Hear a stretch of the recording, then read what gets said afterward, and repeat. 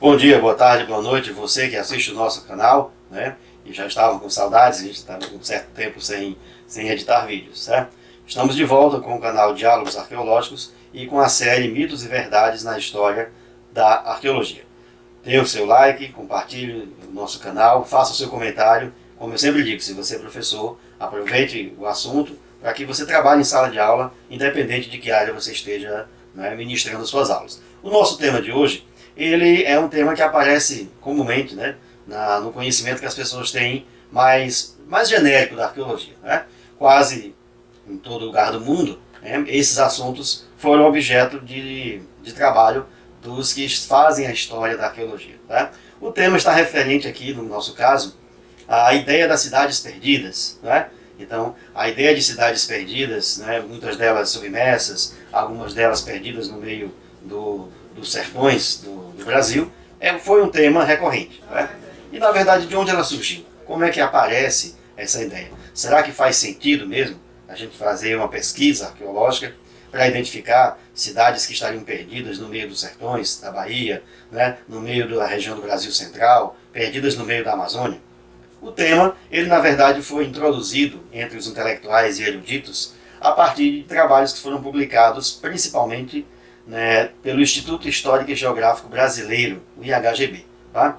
Como essa instituição surge em 1838, né, no Brasil na época da regência, ele vai se transformar na instituição principal propagadora das informações sobre a história do Brasil. Tá? Em 1840, para vocês terem uma ideia, né, ou seja, 2 anos depois da criação do Instituto, já era organizada uma expedição trazendo, né, arqueólogos e pesquisadores vindo de Copenhague, a capital da Dinamarca, para que eles fizessem uma expedição tentando encontrar no Brasil, né, vestígios de informações de cidades que haviam sido prósperas, né, antes mesmo da colonização e que os bandeirantes haviam encontrado.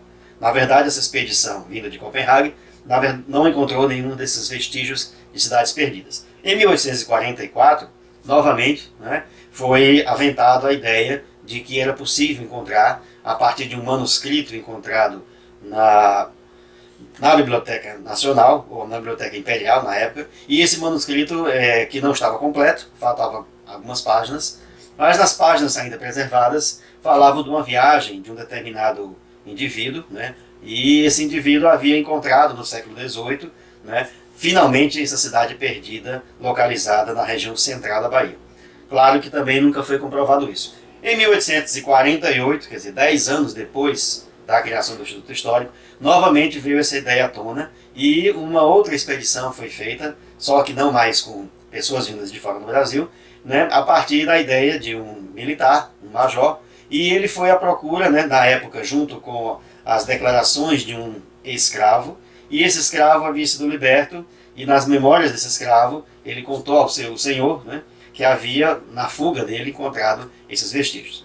Na verdade, né, no decorrer do restante do século XIX, essa ideia vai ser propalada, ela vai ser propagada, né, e ela vai ficar fixada no que a gente chama de imaginário. Né? Os estudos do imaginário, os estudos da chamada história cultural, eles são um tema importante, porque eles podem ser estudados pela literatura, eles podem ser estudados através da história, podem ser estudados através da história, da arqueologia, certo? E podem ser estudados a partir, inclusive, de outras áreas, né, distantes das ciências humanas, mas que têm interesse nessa dimensão, né, de ideias que surgem a partir de hipóteses não comprovadas, e elas vão tomando corpo, né, e logo você não consegue separar aquilo que seria, né, verossímil daquilo que na verdade é pura criação de uma época. Na verdade, a ideia de cidades perdidas foi uma criação de uma época, quando não se tinha o método arqueológico que se tem hoje. E se você tem dúvida, veja os vídeos do nosso canal do ano passado, né, e no canal chamado O Trabalho de Investigação da Arqueologia. Lá, 15 vídeos, eu falo a respeito desse método arqueológico. Né? Então, não somente como trabalha a arqueologia em laboratório, mas como trabalha a arqueologia em campo. Essa arqueologia científica, ela tem dificuldades, e ela considera que essas histórias, que surgiram lá no contexto inicial, quando não se tinha um método arqueológico muito claro, né, essas ideias foram se transformando, né, se misturando, né, entre mito e verdade. Obviamente, claro que dependendo muito da cultura local, e a nossa cultura erudita local, ela vai trazer muitas dessas ideias vindas de partes da Europa, e uma dessas ideias é exatamente o fato de que havia, né, no período colonial, essa busca do Eldorado, portanto, essas cidades ricas em ouro, em que os indígenas daqui, os nativos, viveriam numa grande riqueza desses metais, jamais foi encontrada tanto pelos espanhóis, também jamais foi encontrada pelos colonizadores portugueses. Essa ideia, né, ela proliferou-se e vai aparecer dos eruditos no século XIX.